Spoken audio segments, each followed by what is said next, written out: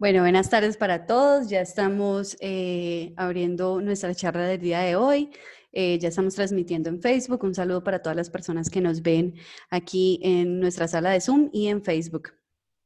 Eh, Les recuerdo, mi nombre es Ángela Andrade, soy trabajadora social del Grupo de Neurociencias y esta tarde el Grupo de Neurociencias de la Universidad de Antioquia y Solas Bienestar para el Adulto los saludan, pues es un gusto para nosotros encontrarnos nuevamente en esta sexta versión de Cuidarme Cuidarte virtual, en conmemoración del Día Mundial del Alzheimer. Esta semana nos hemos puesto en los zapatos de el cuidador. Hemos tenido charlas, talleres y la publicación de 3 actividades en el micrositio cuidarmecuidarte.org. Recuerden que durante todo el mes de septiembre y a cada una de sus semanas los invitamos a ponerse en los zapatos de los actores fundamentales en este proceso de la enfermedad del Alzheimer. Les recuerdo que para inscribirse al evento pueden visitar cuidarmecuidarte.org y de esta manera toda la información de nuestras conferencias, charlas y actividades les llegará a su correo. Para el buen transcurso de esta charla, la expositora tendrá toda su intervención y al final recolectaremos las preguntas y serán resueltas y presentadas a la doctora invitada el día de hoy. Ahora, sin más preámbulo y haciendo uso del buen tiempo, vamos a darle paso a nuestra invitada, que es la doctora Lina Velilla. Ella es graduada en Psicología de la Universidad de Antioquia y de la Universidad CES como magíster en Epidemiología. La doctora Lina completó un fellow en la Universidad de California, San Francisco, en los Estados Unidos, que la certifica como subespecialista en demencias. Actualmente es líder en Colombia del estudio Finger, Latinoamérica, el cual se propone evaluar la adherencia a un programa de modificación de estilos de vida para mejorar la salud cardiometabólica y prevenir la demencia. La charla de la doctora Lina Velilla se titula Mejorar el estilo de vida para mejorar la salud del cerebro y prevenir el Alzheimer. Bienvenida, doctora Lina. Muchas gracias por estar aquí, acompañarnos y la palabra es suya. Bueno, Ángela, muchas gracias. Alejandra también, que están en los controladores. Les agradezco mucho la invitación. También a todas las personas que nos están acompañando por acá por Zoom y los que están en el Facebook. Entonces, vamos a comenzar. Vamos entonces a estar conversando el día de hoy sobre nuestros estilos de vida y qué tiene que ver el tener un estilo de vida saludable con la salud del cerebro y con el prevenir la enfermedad de Alzheimer. Entonces, durante esta sesión va a girar, digamos, en torno a 3 grandes temas. El primero va a ser entender qué es salud cardiometabólica y qué tiene que ver con el estilo de vida y la salud del cerebro. Luego vamos a analizar un poquito más en detalle los factores de riesgo uno por uno para entender cómo al modificarlos podemos reducir el riesgo de tener Alzheimer. Y al final vamos a estar conversando sobre un programa que vamos a estar comenzando en noviembre dirigido precisamente a eso, a mejorar la salud del cerebro por medio de mejorar la salud metabólica. Entonces vamos a comenzar hablando de salud cardiometabólica, de estilo de vida y de salud cerebral. Bueno, también quería comentarles antes de empezar que vamos a dirigir mucho esta charla en torno a la epidemiología. ¿Qué quiere decir la epidemiología? Les traigo información sobre los estudios poblacionales que nos demuestran y que son capaces de decir, sí, mire, ¿qué tanto riesgo tiene usted si su factor de riesgo es A, B, C o D? Entonces la idea, más allá de lo clínico, lo que ustedes ya pueden consultar como individuos con el médico, es entender a nivel poblacional, nosotros como población, si mejoramos nuestro estilo de vida, cómo podemos reducir ese riesgo de tener demencia y tener una mejor salud de nuestro cerebro. Porque nuestro cerebro también necesita estar saludable, como el corazón, como el hígado, como los riñones, como todos los órganos de nuestro cuerpo. Entonces, uno de esos datos epidemiológicos importantes es, por ejemplo, es un estudio del 2014, uno de los estudios más importantes que se han hecho en el mundo sobre la epidemiología del Alzheimer y sobre los factores de riesgo modificables. ¿A qué se refieren los factores de riesgo modificables? Que yo los puedo cambiar. Entonces eso nos está dando el poder de mejorar nuestra salud. Entonces ya no es como que es un factor genético, que es una herencia, entonces yo no lo puedo modificar, entonces, ¿qué hago? Aquí depende de nosotros. Nosotros tenemos el poder. ¿Y qué pasa con ese poder que tenemos? Pues se estima que la tercera parte de los casos de demencia por Alzheimer en todo el mundo se atribuyen a esos factores de riesgo cardiometabólico. Es decir, que si nosotros modificamos ese factor de riesgo, podemos reducir en gran cantidad el número de casos de demencia en todo el mundo. Este es el estudio del que les estaba hablando, del 2014, entonces esta charla va a girar mucho en ese estudio. Este estudio ha inspirado las estrategias que se están implementando en este momento para mejorar la salud del cerebro, la salud metabólica y prevenir el Alzheimer. Entonces vamos a mirar qué fue lo que en este estudio que les estoy mostrando acá encontraron estos autores. Entonces ellos encontraron 7 factores modificables. ¿Cuáles son esos factores que podemos modificar para disminuir el riesgo de que nos dé Alzheimer? La diabetes mellitus, la hipertensión, la obesidad, nuestro nivel educativo de aprendizaje, la inactividad física, la depresión y el fumar. Entonces vamos a mirarlos ahora uno por uno, un poquito más en profundidad. Bueno, pero antes entonces vamos a leer un poquito, este es el resumen de ese estudio tan importante y qué nos están diciendo entonces en ese estudio. Que esos 7 factores combinados juntos podrían reducir inclusive la mitad, ¿cierto? La mitad de los casos de Alzheimer. Pero estos epidemiólogos al revisar los datos dijeron, bueno, vamos a ser un poco más prudentes y a tener en cuenta que como esos factores actúan juntos, que ninguno actúa solo, entonces ese riesgo lo vamos a disminuir a 1/3, que sigue siendo muy alto. O sea, que estos factores expliquen 1/3 de la prevalencia de una enfermedad es muchísimo. Entonces ellos se fueron más allá y estimaron, si reducimos cada uno de esos factores, ¿en cuánto vamos a reducir la enfermedad de Alzheimer? Entonces encontraron que si reducimos cada uno de esos factores en un 10 hasta un 20%, cada 10 años, la prevalencia de Alzheimer en el 2050 podría reducirse entre un 8 y un 15%. Es decir, que si reducimos esos factores podríamos tener al 2050 entre 8 y 16 millones menos casos de Alzheimer. Es una cifra enorme de algo que nosotros podemos cambiar en nuestra cotidianidad. Otro dato muy interesante que encontraron los autores, el factor de riesgo que más influyó en los casos de Alzheimer fue la inactividad física. Y la inactividad física es la que más se combina con nosotros. Entonces es la que tiene también comparte, digamos, más riesgo con la obesidad, con la diabetes, con la hipertensión. Entonces vamos a tener muy en cuenta ese factor, que es la inactividad física. Aquí tenemos, por ejemplo, los riesgos. Estos son unos números que normalmente nosotros en nuestra cotidianidad no nos dicen mucho, pero los epidemiólogos cuando los estudian se dan cuenta de la importancia de esos factores. Entonces, cuando uno dice que un factor tiene el riesgo de más de 1, es mucho. Y miren acá el nivel que tienen cada uno de estos riesgos. Miren, por ejemplo, inactividad física, que lo tenemos acá. Es 1.82.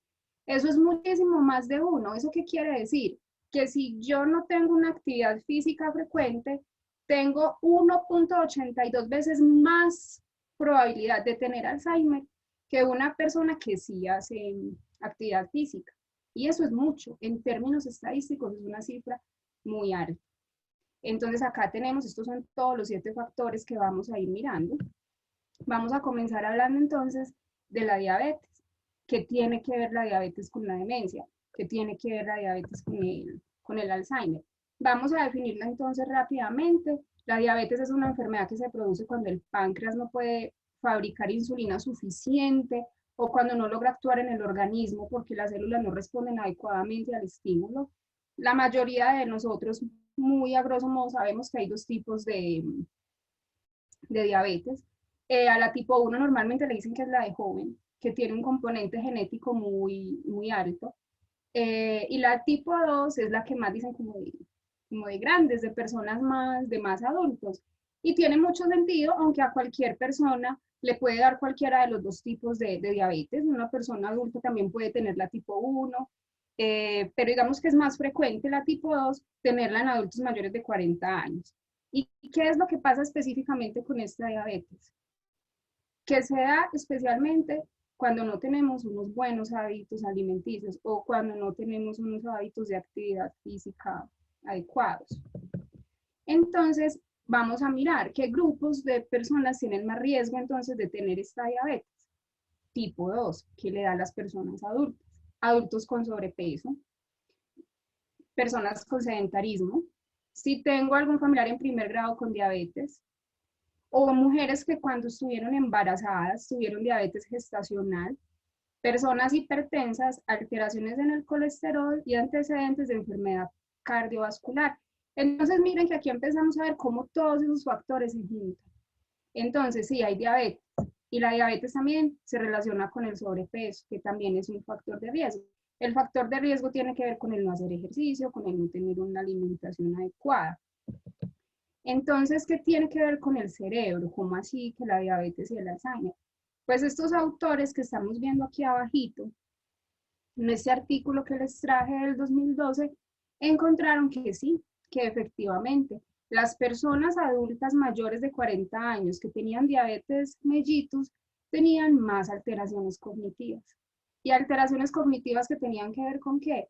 Especialmente con el aprendizaje, con la memoria, con la capacidad de pensar más rápido, de flexibilizar mi patrón de pensamiento. Y ya encontraron inclusive que las personas que tenían la diabetes tipo 2 podían experimentar en la edad adulta un deterioro cognitivo más rápido. Entonces esto ya nos está diciendo algo, ¿cierto? ¿Qué está pasando en mi cerebro cuando lo estoy sometiendo, digamos, a este tipo de estrés que puede producir una enfermedad como lo es la diabetes, en especial la tipo 2? Entonces, este estudio que les venía diciendo al final concluyó que sí, que efectivamente el riesgo de demencia o de deterioro cognitivo es mayor entre esas personas que tienen diabetes que en la población general, que una persona con diabetes tipo 2 tiene más del doble de riesgo de desarrollar demencia vascular y un mayor, un mayor riesgo de desarrollar Alzheimer. Es muy importante que tengamos en cuenta que la única demencia no es demencia tipo Alzheimer. Es la más frecuente, la más diagnosticada, pero después de esa tenemos la demencia vascular. Y se ha encontrado que la diabetes también implica un riesgo muy alto de tener demencia vascular. También encontraron que si tratamos esa diabetes, podemos disminuir el riesgo de demencia o de Alzheimer. Entonces, una persona con diabetes debería, dentro de su plan de tratamiento, también tener, digamos, como un tratamiento enfocado a reducir ese riesgo, no solo de diabetes, sino también de deterioro cognitivo y de demencia, ¿cierto? Es muy interesante, aquí estábamos analizando la diabetes sola, no en combinación, pero miren que siempre los factores están asociados, porque los riesgos de diabetes se dan también, como veíamos, por hipertensión, por obesidad y por inactividad física o por hábitos alimenticios no poco saludables. Ese es el otro factor, es la hipertensión. Aquí tenemos entonces, digamos, es una condición muy común y que la mayoría conocemos, vamos a definirla muy rápido. Tiene que ver con la elevación de los niveles de presión arterial sostenidamente, continuadamente. ¿Qué le pasa entonces al corazón? Que él responde aumentando su masa muscular para hacerle frente a ese sobreesfuerzo tan continuado que está haciendo, pero no viene acompañado de un aumento equivalente del riego sanguíneo, lo cual puede producir una insuficiencia coronaria. Y cuando esas arterias se vuelven rígidas y estrechas, ese riego sanguíneo es insuficiente y ahí es donde entonces aparecen los infartos cerebrales, donde aparece también una hemorragia cerebral, que son también riesgos de empezar a desencadenar una demencia vascular. Entonces, ya tenemos otro factor. Ya vimos diabetes, ahora tenemos otro relacionado con problemas del cerebro. En este caso, la hipertensión está muy asociada a riesgo de una demencia vascular, de comenzar a hacer infartos cerebrales, pero también de demencia tipo Alzheimer. Enseguida lo vamos a mirar un poquito más en detalle. Entonces, ¿cómo podemos prevenir la hipertensión? Lo que nos han dicho los médicos toda la vida, pero que ahora nos están demostrando los estudios epidemiológicos que efectivamente tenemos que reducir los riesgos. Entonces, ¿cómo? No fumar, porque los que fuman tienen riesgo de aumentar la presión arterial y la frecuencia cardíaca. Tener cuidado con el alcohol, digamos que no se desaconseja de suspenderlo totalmente, pero sí tener un consumo moderado, pero el uso excesivo sí puede provocar un incremento en la presión arterial y otras alteraciones perjudiciales en otros órganos de nuestro organismo. Importantísimo, entonces volvemos a controlar el peso. El sobrepeso es una causa de hipertensión, por eso si lo rebajamos vamos a reducir esa presión arterial y vamos a disminuir el riesgo cardiovascular y de diabetes. Entonces mire que ahí ya estamos reduciendo dos riesgos para alteraciones en el cerebro o para demencias. El ejercicio. Y recordemos que el ejercicio es el más determinante, es el que más tiene que ver con los demás factores de riesgo. Entonces, ¿qué nos están diciendo acá? Pues sí, básicamente lo que todos sabemos, pero que de pronto necesitamos introyectar mejor para llevarlo a una práctica más consistente y más consciente. Es muy importante también tener en cuenta que si somos hipertensos no nos podemos, digamos, conformar con esas recomendaciones del estilo de vida. Hay que consultar con el médico porque es muy probable que aparte de esas medidas del estilo de vida, también necesitemos que el médico nos aconseje y nos prescriba un medicamento para controlar. Vamos a mirar entonces la obesidad, que es otro de los factores. Entonces, la obesidad es un estado patológico, un exceso de acumulación de grasa en el cuerpo. Como todos sabemos, contribuye al empeoramiento de la salud en general, y tiene unas consecuencias en el sistema cardiovascular que son hipertensión, hipercolesterolemia y diabetes mellitus. Entonces ahí vemos por qué estos factores están juntos. Estos factores nunca están por separado. Siempre, entonces si no hago ejercicio, tengo riesgo de este, y si tengo este, entonces aumento el riesgo de diabetes, etc. ¿Cuáles son entonces esas herramientas de tratamiento y prevención de la obesidad? Igual, volvemos a lo mismo, el ejercicio físico y la nutrición. Importante comentar con el médico esa iniciativa de empezar el ejercicio físico, porque si estamos sufriendo obesidad, es posible que nos pongamos en un riesgo innecesario si no hacemos el ejercicio de una forma adecuada, de una forma controlada por un médico, en el mejor de los casos deportólogo, para que nos indique cómo disminuir la obesidad y no entrar, digamos, como en un riesgo adicional al hacer el ejercicio. Y ahora vamos a hablar de uno de los más importantes, del ejercicio físico. Estos son unas recomendaciones generales que hace la Fundación Española del Corazón, y se las quería compartir porque ellos hicieron para la comunidad un resumen muy interesante en este cuadrito acá que tenemos en este lado, donde podemos ver cuáles son esas actividades que deberíamos hacer todos los días para mejorar nuestra salud. Entonces, por ejemplo, todos los días no nos debería faltar una actividad por lo menos suave, una caminata con el perro, subir unas escalas, un recorrido en bicicleta, una caminada suave, quizás si podemos bailar. 3 a 5 días por semana, sí deberíamos entonces ya hacer una actividad cardiovascular. Puede ser en nuestra misma casa si tenemos una caminadora, o si podemos salir, jugar fútbol, hacer una actividad, digamos, un poquito más exigente. Luego nos recomiendan 2 a 3 días por semana un fortalecimiento muscular.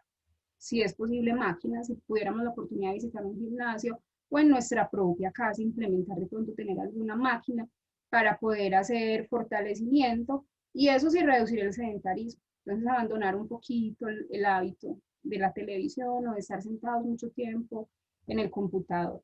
Y por supuesto, todas estas recomendaciones de ejercicio físico siempre acompañadas de una dieta saludable. Y ahora vamos a hablar de otro supremamente importante, que es el estado de ánimo. ¿Qué tiene que ver el estado de ánimo con la demencia? Este es uno de los más interesantes y al mismo tiempo es uno de los que puede generar, digamos, un poco más como de debate, porque los científicos todavía no han podido, digamos, como encontrar esa direccionalidad en ese riesgo de la depresión, porque digamos que lo que se encuentran en unos estudios es que si yo tenía depresión recurrente, quizás puedo aumentar mi riesgo de tener demencia, pero también encuentran que podría ser al revés, que es que si yo empiezo a tener depresión tardíamente en mi vida, eso significa es que es un síntoma temprano o que es una señal de que estoy empezando a hacer una demencia. este estudio que les traje, el estudio epidemiológico grande del principio, lo que encontró es que efectivamente la depresión puede ser un riesgo para desarrollar demencia, sobre todo cuando es tardía en la vida. Y una de las explicaciones que ellos dan es que se comparten causas comunes en el perfil ya del cerebro cuando se empieza a inflamar o a neurodegenerar. Entonces, ¿qué tenemos que tener en cuenta? La depresión, sea porque antecede la demencia o sea porque hace, digamos que aumenta el riesgo, igual es un factor que deberíamos ponerle mucha atención. Entonces, ¿qué se recomienda? Que las personas que tienen deterioro cognitivo leve y tienen depresión, si un psiquiatra les maneja los síntomas depresivos con antidepresivos, quizás se podrían lentecer un poquito ese avance hacia una demencia. Que las personas inclusive que tienen deterioro cognitivo leve, que ya están teniendo problemas de memoria, de atención, se podrían beneficiar inclusive en ese estadio de programas de psicoterapia.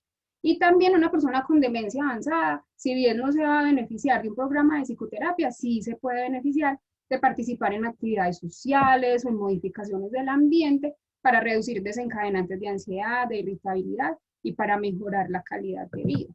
Entonces, es otro muy importante. Aún no se tiene, digamos, como esa gran claridad sobre si es un factor de riesgo o si es un síntoma que precede como tal la demencia, pero tenemos que atacarlo, sea porque nos va, digamos, a aumentar el riesgo de demencia o porque si ya estamos empezando una demencia o un deterioro cognitivo leve, si lo tratamos, digamos que vamos a disminuir un poquito esa velocidad de deterioro y porque vamos a mejorar nuestra calidad de vida. Vamos entonces con este otro, que es el de fumar. Yo creo que todos hemos tenido suficiente ilustración sobre los riesgos del fumar para la salud que van hasta el cáncer. Entonces les quise traer esta diapositiva de la Fundación Española del Corazón, que es muy interesante, sobre todo la primera parte donde nos muestra que inclusive las primeras semanas que dejamos de fumar, empezamos a ver beneficios. Y nuestra capacidad de hacer ejercicio físico aumenta. Y ya sabemos qué pasa si podemos hacer más ejercicio y mejor ejercicio. Vamos a reducir esos otros factores de los que estuvimos hablando arriba. Después de un año, si dejamos de fumar, podemos reducir a la mitad el riesgo de tener un infarto. Y después de 5 años, el exfumador va a tener un riesgo cardiovascular muy parecido al de una persona de esa edad que no haya fumado nunca. Entonces vale la pena, digamos, trabajarle a este hábito que puede ser difícil de discontinuar, pero que nos va a reportar muchísimos beneficios en términos de la salud cardiometabólica, cerebral y reducir el riesgo del Alzheimer. Ese es el otro factor, lo llaman, digamos, en los artículos educación o alfabetismo, pero nosotros lo podríamos llamar también aprender. Aquí lo importante no es tener un grado académico, ni ir a la escuela o a la universidad, sino aprender. Tener nuestra actividad cerebral siempre al día, estar siempre activos cerebralmente, aprendiendo que es lo que nos gusta. Bailar, un deporte nuevo, un idioma, una nueva habilidad, tejer, coser, aprender cosas nuevas, mantener el cerebro activo. Este es un estudio que se puso a estudiar específicamente el alfabetismo y se dieron cuenta que las personas que no sabían leer y escribir tenían 3 veces más riesgo de demencia. Encontraron además que esas personas que llegaron a ese estudio y que no tenían demencia, al cabo de un año o más empezaron a desarrollar demencia. E igualmente, al principio, esas personas con analfabetismo tenían un desempeño más bajito en las tareas cognitivas.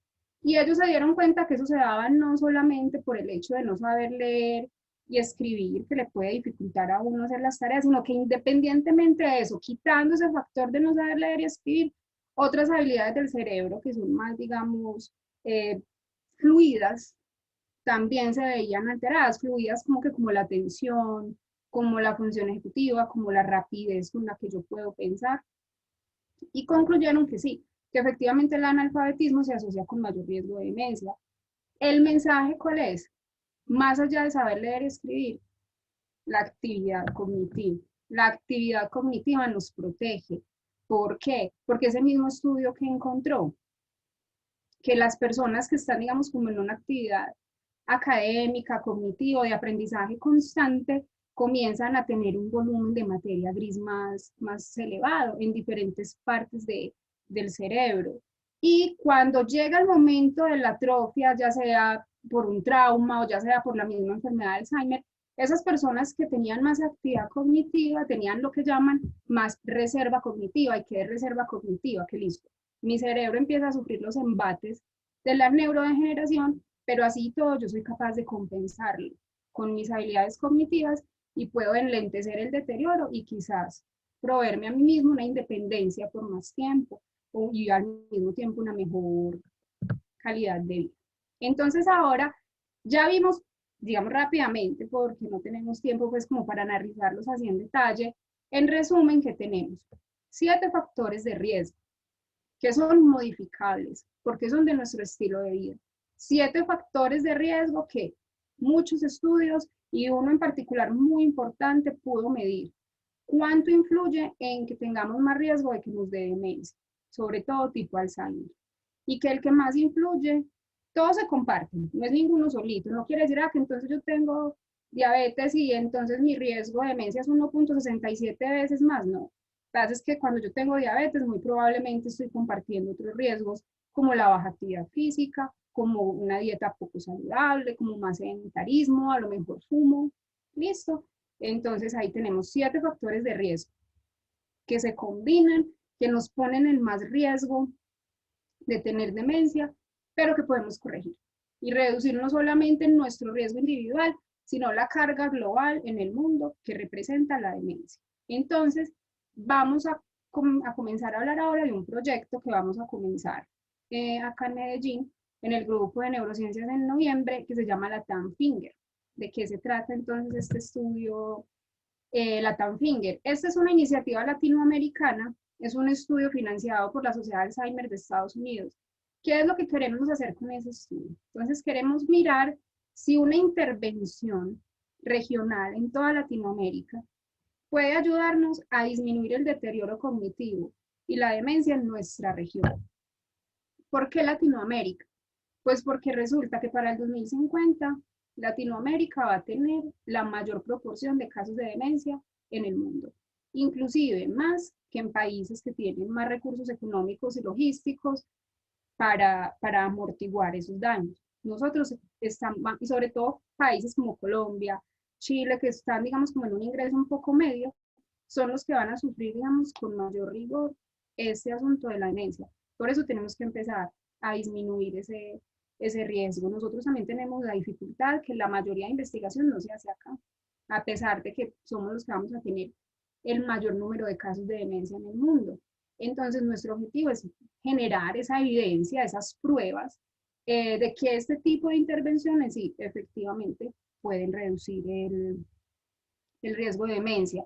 ¿De dónde viene este estudio Finger? Eso es una iniciativa inspirada en un proyecto que ya se está realizando, es un proyecto finlandés, bajo el liderazgo de la doctora Mia Kivipelto del Instituto Karolinska. Ellos ya publicaron unos resultados preliminares muy prometedores, donde encontraron que sí, que efectivamente este programa que se llama así, Finger, redujo el riesgo de desarrollar demencias en las personas que estuvieron incluidas en él. Al observar que el estudio tuvo, digamos, ese impacto tan positivo, la Asociación de Alzheimer de los Estados Unidos desarrolló otro programa que se llama Pointer, inspirado en este, pero pensado más como en la realidad de la cultura estadounidense.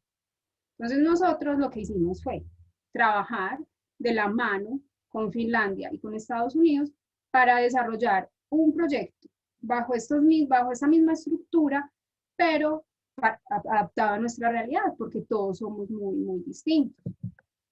Entonces, ¿de qué se trata este estudio Finger?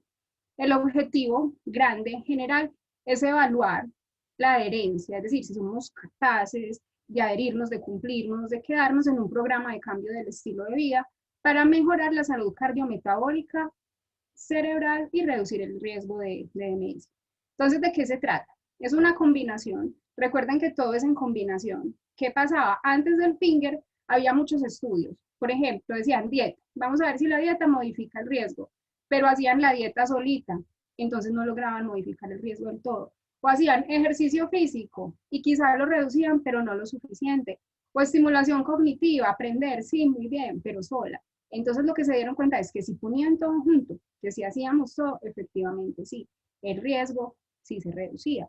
Entonces el programa incluye ejercicio aeróbico porque vemos que es el factor que más contribuye a nuestro riesgo de demencia, dieta saludable, estimulación cognitiva y consejería de salud. Vamos a mirar un poquito más en detalle de qué se trata este estudio que vamos a empezar a hacer. Vamos a comenzar con una muestra de 100 personas haciendo este estudio. El estudio se va a demorar un año. Vamos a tener un año a las personas que se involucren en el estudio en ese plan combinado de todas esas herramientas. Vamos a tener dos grupos. Un grupo va a estar haciendo todas esas actividades juntas de una forma estricta, de una forma sistemática, dirigida, mientras que otro grupo va a estar haciendo otra actividad que es educación, que es educarse sobre los estilos de vida. Entonces, el grupo 1, el que va a estar haciendo todas las actividades, ¿qué va a hacer? Va a hacer un programa de actividad física. Ese programa de actividad física es 4 veces por semana. 4 veces a la semana, yendo a hacer actividad física a nuestra sede. Ese ejercicio va a estar supervisado por un médico deportólogo que va a analizar todos los riesgos individuales que tiene cada uno de los participantes para prescribir ese ejercicio, y el ejercicio lo va a dirigir un entrenador físico con experiencia en dirigir responsablemente este tipo de actividad.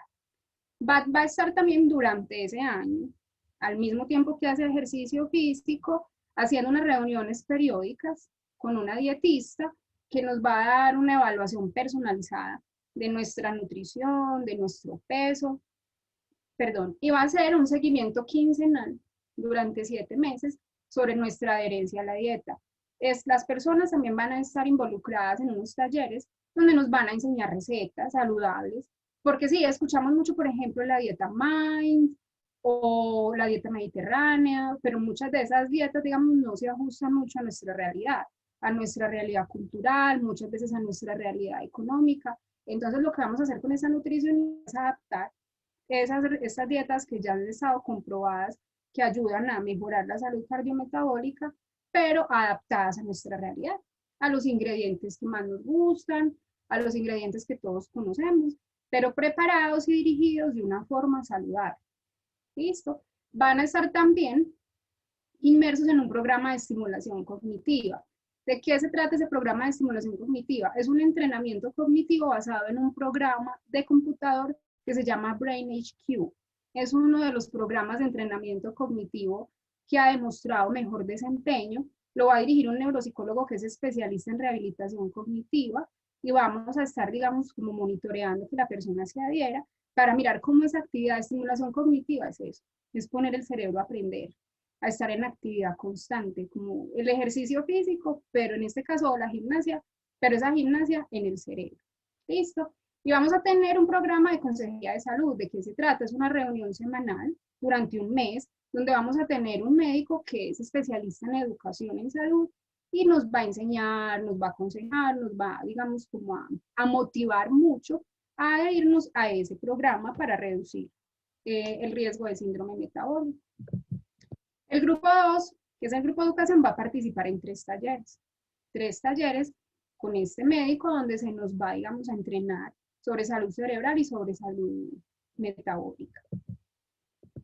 ¿Qué resultados estamos esperando nosotros con este estudio? Entonces, primero, que las personas que participen se adhieran a una propuesta de estilo de vida saludable que incluye la actividad física, la dieta, la estimulación cognitiva y los hábitos de cuidado de la salud. Esperamos que las personas que participen en este programa puedan reducir el riesgo vascular, que mejore sus factores metabólicos, es decir, que pueda, digamos, tener un peso saludable, que reduzca el colesterol, que la hipertensión esté controlada.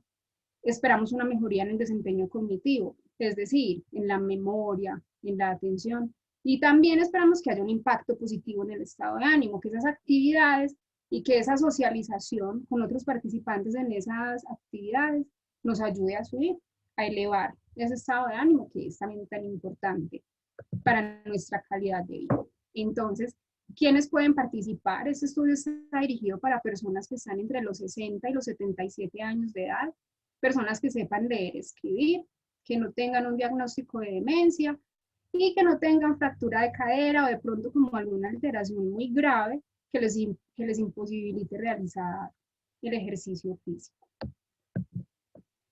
Este es entonces el equipo que lidera esta iniciativa en Colombia, el doctor Francisco Lopera, que es nuestro profesor, nuestro mentor en el grupo, la doctora Jaquel Quiroz, que es quien siempre nos está asesorando. Ella es profesora de psicología en la Universidad de Harvard, ella nos está asesorando también en la implementación del programa en este país, y estoy yo liderando toda pues la implementación del programa. Como les había contado, esta es una iniciativa grande, es en toda Latinoamérica, entonces nosotros no vamos a estar haciéndolo como aislados, solitos en Colombia.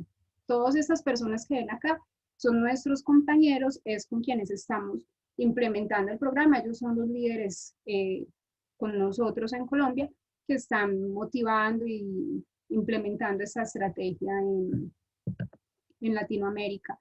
Quería compartir con ustedes esta foto, es un artículo que nos puso muy felices porque es una reseña que le hicieron a este programa de investigación, a este proyecto, en una revista muy importante que se llama The Lancet.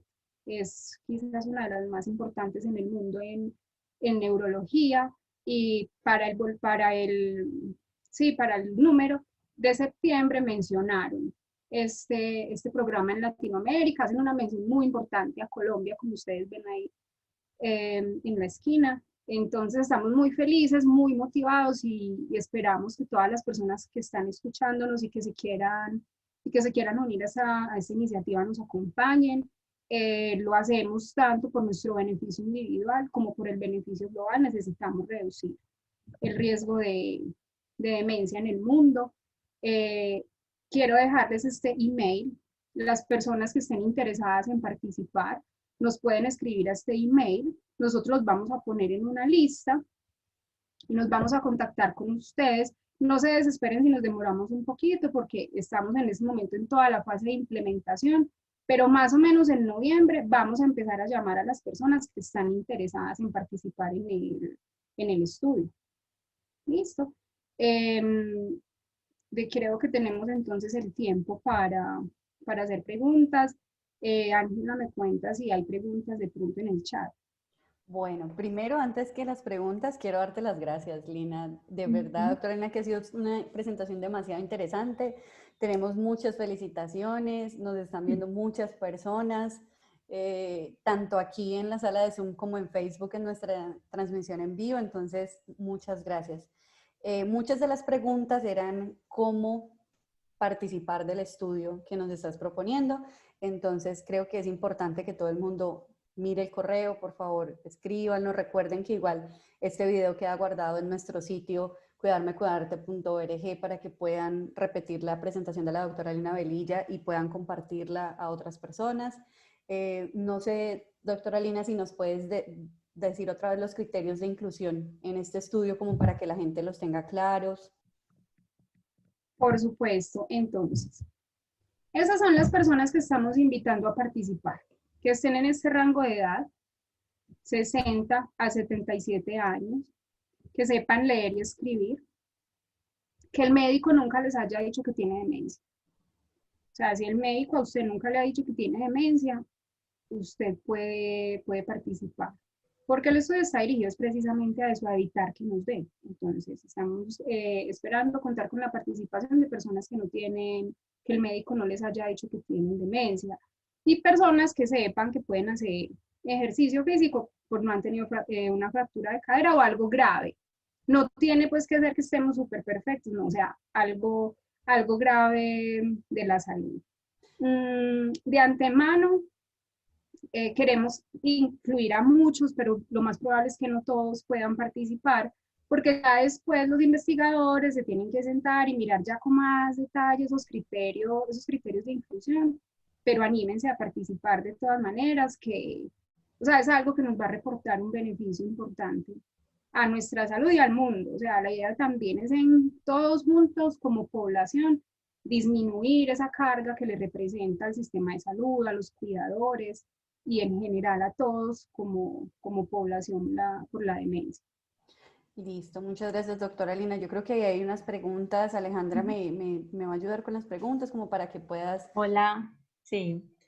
Una de las preguntas es que si se puede participar del programa estando en Bogotá. Bueno, el programa lo vamos a realizar en Medellín, ¿cierto? La sede del programa va a ser en Medellín. Pero de todas formas, yo los invito a que se inscriban, porque todos sabemos en la contingencia que estamos. Entonces no sabemos si de pronto nos toca adaptar el programa a una estrategia remota, virtual. Entonces, en esa medida, personas de otras ciudades podrían participar. Entonces, si usted no vive en Medellín, pero quiere participar, yo le invito a que se inscriba, porque, bueno, no sabemos qué va a pasar todavía de aquí al próximo año. Entonces, existe la probabilidad de que esto se pueda implementar también de forma remota. La siguiente pregunta con respecto al proyecto, porque también hay otras con respecto a la temática de los riesgos, es si durante el proyecto se van a recibir tratamientos con medicamentos. Bueno, ese es un proyecto que se llama modificación de estilo de vida y esto está, digamos, en una rama, digámoslo así, de los ensayos clínicos que se llama no farmacológico. Entonces nosotros no vamos a medir el impacto de los medicamentos. Sin embargo, si hay una persona que es hipertensa o diabética y que tenga medicamentos, no los va a suspender, va a seguir con su tratamiento normal. Obviamente que aquí vamos a tener la asesoría de médicos internistas, cardiólogos que van a estar supervisando cómo es nuestra evolución durante el programa. Antes de continuar con las preguntas, por aquí nos dicen que si podemos poner de nuevo la parte donde se encuentra el correo para que todos lo puedan apuntar. La siguiente pregunta es, ¿cuál es la diferencia específica entre el Alzheimer y la demencia senil? ¿Y la demencia qué? La demencia senil. Bueno, es una pregunta súper interesante. Esto tiene que ver más con la historia. Entonces, hace muchos años, cuando todavía no se había investigado en profundidad sobre el Alzheimer, a las personas que al llegar a la etapa de la vida más o menos de los 70 años y que empezaban a tener problemas de memoria y que desarrollaban demencias, el diagnóstico que les hacía el neurólogo era demencia senil. ¿Por qué? Porque se pensaba antes que lo normal, que lo esperable era que cuando usted llegaba a esa edad le iba a dar demencia. Entonces era como la demencia senil, la demencia que le da al que llega a los 70 años. Entonces por eso se le decía senil. Con el tiempo, cuando los neurólogos fueron investigando más, aprendieron más, se dieron cuenta que no, que es que el hecho de que lleguemos a la adultez mayor no significa que nos tiene que dar demencia. Entonces empezaron a entender que es que hay unas proteínas que se acumulan en el cerebro, unas proteínas específicas que son las que causan esa pérdida de memoria y luego esa pérdida de otras funciones y luego esa incapacidad para la independencia y que eso se llama, tiene un nombre específico y es tipo Alzheimer. De hecho, es el Alzheimer, es el apellido del neurólogo alemán que describió la patología de la enfermedad por primera vez. Entonces, senil ya no se usa. De pronto algún médico por ahí lo pone, pero en realidad es demencia tipo Alzheimer. O hay otras, frontotemporal, vascular, etcétera. Pero el término demencia senil es más un uso antiguo, digámoslo así. Antes se decía así. Bueno, además de las felicitaciones por esta charla tan Muchas gracias. interesante que nos dicen en el chat, Barranquilla presente, Perú presente, estamos desde diferentes lugares de Colombia y también internacional.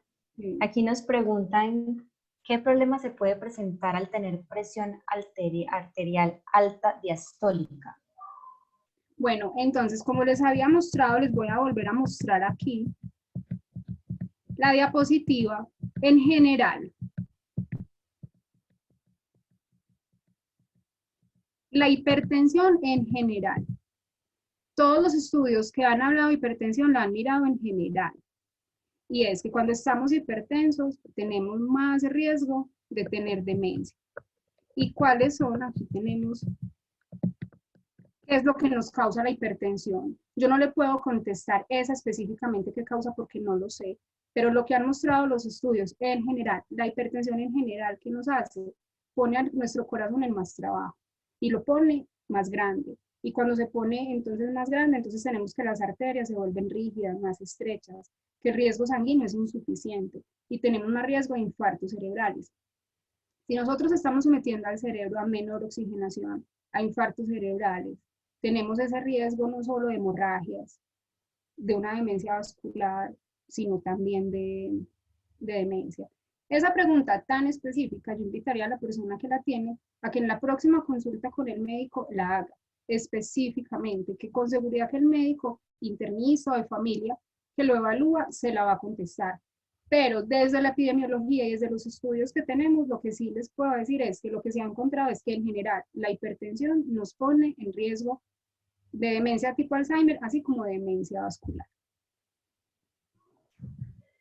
Blanca Odilia Lopera nos dice, personas que tengan parentesco con alguno de los integrantes del proyecto pueden participar.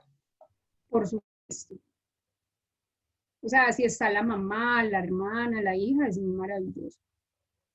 Hay que Por firmar ejemplo, algún, dime. además, pues que si hay que firmar algún consentimiento, algún documento para poder participar. Sí, toda nuestra investigación está regulada por comités de ética y por todas las normas de investigación, tanto en Colombia, inclusive como en Estados Unidos, que es el que nos está en este momento apoyando y financiando en esta investigación. Entonces, las personas que van a participar en este estudio, el médico, el doctor Francisco Lopera, les va a explicar de qué se trata el estudio, va a presentarles el consentimiento informado, donde se explican los beneficios, los riesgos, los compromisos, los derechos que se tienen como participante. Y si usted decide participar, firma el consentimiento informado y empezamos el programa.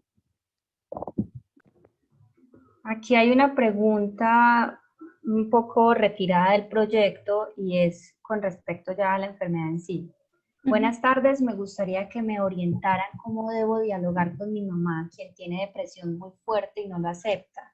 Y yo junto con ella cuidamos y apoyamos a mi papá, quien tiene Alzheimer desde hace 6 años.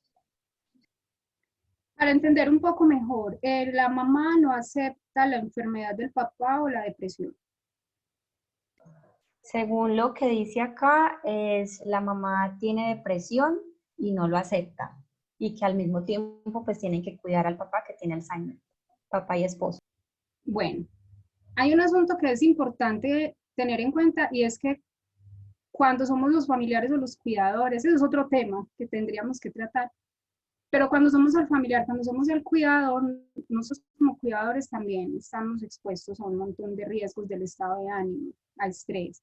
Y muchas veces nosotros lo que hacemos es que empezamos a presionar a ese familiar, o cuando son nuestros padres, o a la mamá o al papá que tienen demencia, o al cónyuge que estamos como también en ese proceso. Entonces, yo creo que una de las primeras invitaciones es que si somos cuidadores de nuestros padres y los dos o uno de ellos tiene Alzheimer, es que nosotros también nos entendamos como una persona que está en riesgo y que está casi como pasando también por la enfermedad. O sea, quizás no viviendo como tal, es un neurodegenerativo en el cerebro, pero sí está recibiendo tanto en su salud mental y física todas esas consecuencias de la enfermedad de Alzheimer. Entonces, yo lo hablo también como hija, ¿no? ¿Cómo somos nosotros con nuestros papás? Muchas veces nos desesperamos, pero ¿por qué no hace eso? ¿Pero por qué hace eso? ¿Cierto? Entonces nos volvemos como los papás de los papás y entramos en conflicto. Mi invitación, digamos, respetuosa es como que nos miremos también nosotros como un paciente. Porque cuando somos cuidadores, de alguna forma somos también pacientes, porque estamos expuestos a unas cargas de estrés, de ansiedad, inclusive de la misma depresión y hasta problemas físicos que se nos comienzan a generar. Entonces es muy importante primero que nosotros comencemos a aprender un poco cómo los vamos a manejar, porque de todas formas ellos fueron nuestros padres, entonces hay una relación un poco asimétrica, con amor, pero de autoridad, ellos fueron nuestros papás. Entonces, ¿cómo vamos a aprender a manejarlos, ayudarlos, apoyarlos, pero manteniendo también ese respeto por sus decisiones, por su autonomía? Entonces, digamos que si esa persona nos quiere escribir a este correo, podemos, digamos, como asesorarla un poco mejor en cuanto a una asesoría a una asesoría psicológica o psiquiátrica con un profesional que le va a indicar cómo debería ser, digamos, como ese manejo de los padres, porque no es fácil y no es pues como una respuesta que uno diga haga eso, no, o sea, el asunto del cuidador es un cuadro grande, o sea, y es un reto muy grande y nos pones en aprendizaje, en cómo vamos a manejar ese asunto con nuestros padres, no solo la demencia, sino, por ejemplo, eso que es un caso muy frecuente, como ese cónyuge también queda entonces expuesto a una depresión, a alteraciones del estado de ánimo por tener que aceptar esa dificultad, ese reto que implica el tener un familiar con demencia en la familia. Y Sora, con respecto al proyecto, Ujú. aparte de lo interesante del proyecto, preguntan que si se puede hacer en Bogotá, que si una persona con deterioro cognitivo se puede participar en el proyecto. Sí, una persona con deterioro cognitivo puede inscribirse y vamos a evaluar, ¿cierto? Y evaluamos, digamos, qué tanta capacidad tiene para participar, pero sí, o sea, si tiene deterioro cognitivo, se puede inscribir, porque de todas formas, las personas que se inscriben van a participar en unas evaluaciones iniciales. En esas evaluaciones iniciales es que determinamos qué tan apto es para participar en la investigación. Bueno, y la última pregunta, porque todos son felicitaciones, nos dice Daniela Varela. Saludos y preguntando cuando una persona de 66 años tiene presión alta y olvidos momentáneos, le dijeron que era principio de Alzheimer porque es hereditario. ¿Eso es cierto? Bueno, si tiene 76 años y y está empezando con problemas de memoria, la probabilidad de que sea hereditario, yo pensaría que es más bien baja, ¿cierto? Son 66 años. De 66 te había entendido 76. Y ya le dieron el diagnóstico de inicios de Alzheimer. Así que, Le dijeron que era principios de Alzheimer porque era hereditario. bueno, es difícil contestarlo, pero es algo que hay que evaluar, ¿cierto? Porque nosotros, como muchos de pronto saben, acá en Antioquia trabajamos con una población que está expuesta a un Alzheimer hereditario, que es un Alzheimer donde si alguno de mis padres tuvo Alzheimer, mi riesgo es muy elevado también de tener la enfermedad. En el otro tipo de Alzheimer que le llamamos esporádico, hay un componente hereditario, pero no es tan alto, ¿cierto? Entonces, digamos que es muy bajo si lo comparamos con el riesgo que tienen las personas de esta corte acá antioqueña. Decir inicios de Alzheimer es difícil. Normalmente lo que los neurólogos diagnostican es deterioro cognitivo leve, ¿cierto? Que es cuando una persona empieza a tener quizás problemas de memoria o de función ejecutiva o de otra habilidad cognitiva, pero sigue siendo independiente. O sea, hay un impacto de todas maneras en su capacidad de hacer las cosas porque el cerebro no está funcionando a la misma capacidad, pero no se llama demencia todavía. Ese deterioro cognitivo leve significa un riesgo más elevado de pasar Alzheimer, pero también se puede quedar ahí. O sea, digamos que una persona que tiene deterioro cognitivo leve tiene más riesgo de tener Alzheimer que una persona que no, pero implica el deterioro cognitivo leve que a lo mejor yo me quedo ahí. Quizás me quedo ahí con el deterioro, con el bajón cognitivo, pero no evoluciono tan allá. Entonces acá la recomendación es someterse cada año a una evaluación con el neurólogo, a una evaluación neuropsicológica para ir monitoreando cómo es esa progresión, si realmente está empezando una demencia o si está en un deterioro cognitivo. Y muy importante, o sea, como veíamos ahora en una diapositiva, las personas con deterioro cognitivo leve se pueden beneficiar inclusive de la psicoterapia. Entonces se aconseja mucho decir, ay, me están diciendo que tengo deterioro cognitivo, nada, o sea, hay cosas que puedo hacer para demorar ese paso probable al Alzheimer o a otra demencia. ¿Y cuáles son esas cosas que puedo hacer? Ahí vimos las 7, ¿cierto? Que es no fumar, el ejercicio, la dieta, todas las que revisamos. Bueno, entonces por aquí nos dicen que ya escribieron en el correo, están muy Bueno, ya lo voy interesados a en revisar. participar. Qué fantástico el taller de hoy, felicitaciones, excelente charla.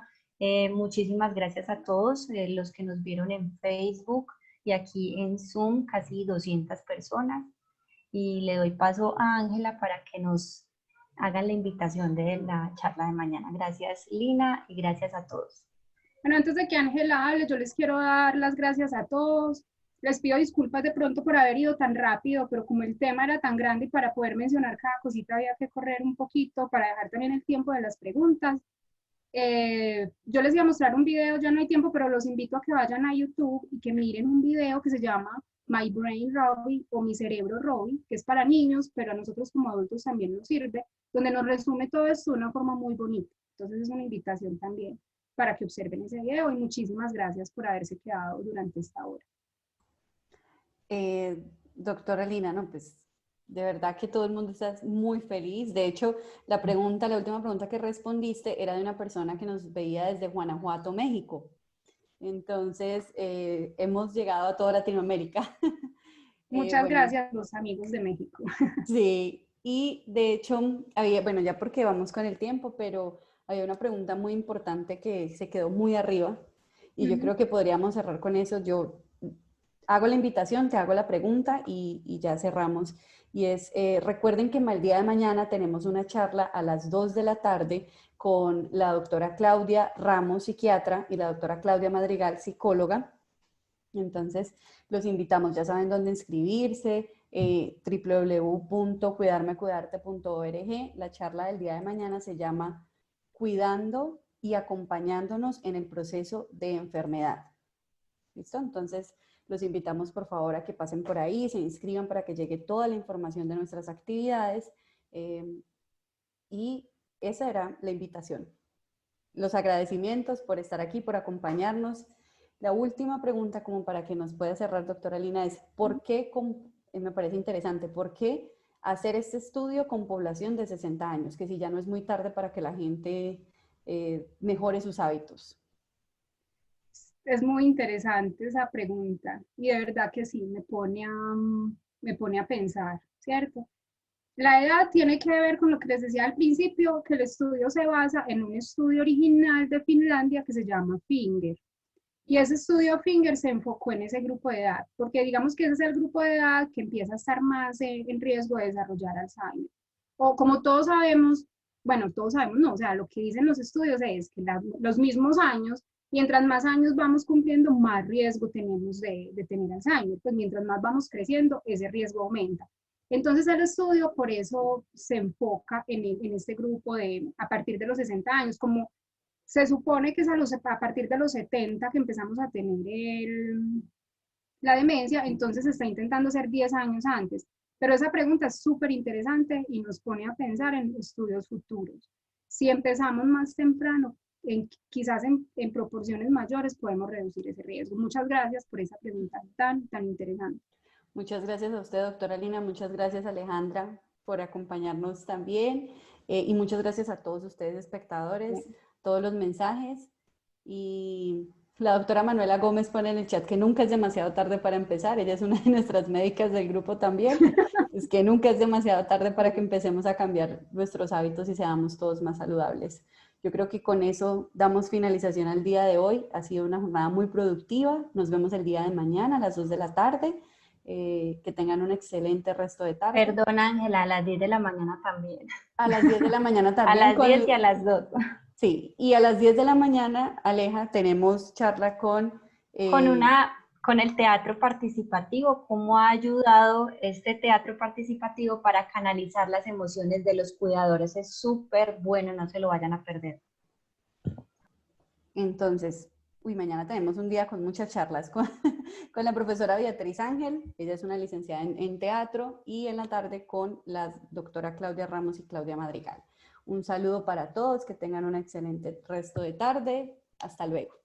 Bueno, hasta luego, gracias.